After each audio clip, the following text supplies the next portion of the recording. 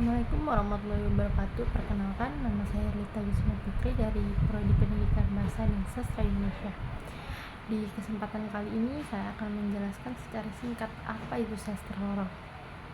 Sastra horor adalah jenis karya sastra fiksi yang dimana dikembangkan dengan tujuan untuk membangkitkan rasa emosi negatif pada pembacanya. Emosi negatif ini bisa berupa rasa takut, cemas, gelisah, dan rasa tidak nyaman atau merinding hingga terbayang-bayang sesuatu yang menyeramkan.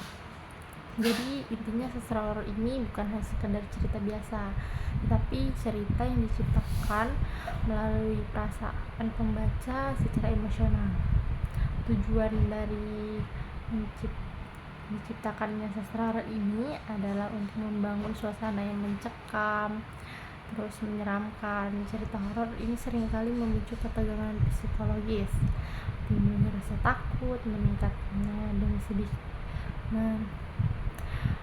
menimbulkan rasa takut yang meningkat sedikit demi sedikit. Melalui cerita horor, terkadang memori dan pengalaman emosional seseorang menjadi terbuka kembali, terutama jika pembaca pernah mendapatkan pengalaman atau trauma yang menakutkan di kehidupan sebelumnya.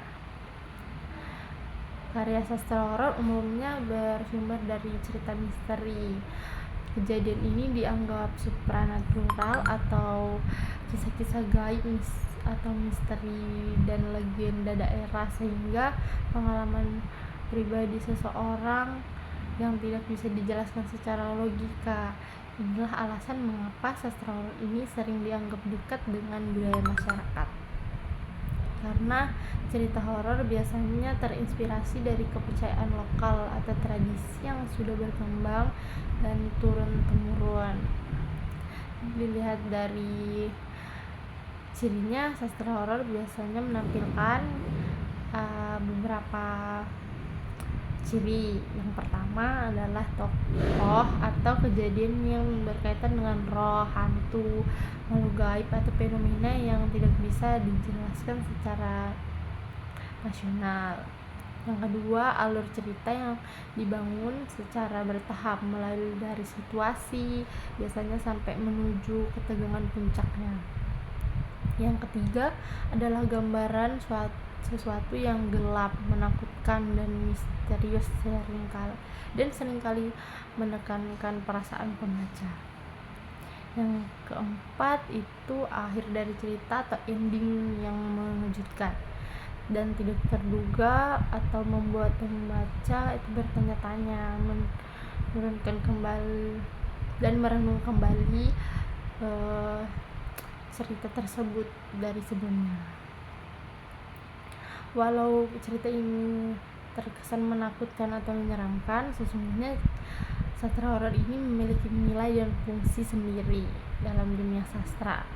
Melalui cerita horor, penulis bisa menyampaikan perasaan moral, misalnya tentang sifat manusia, kepercayaan kepada Tuhan, meningkatkan rasa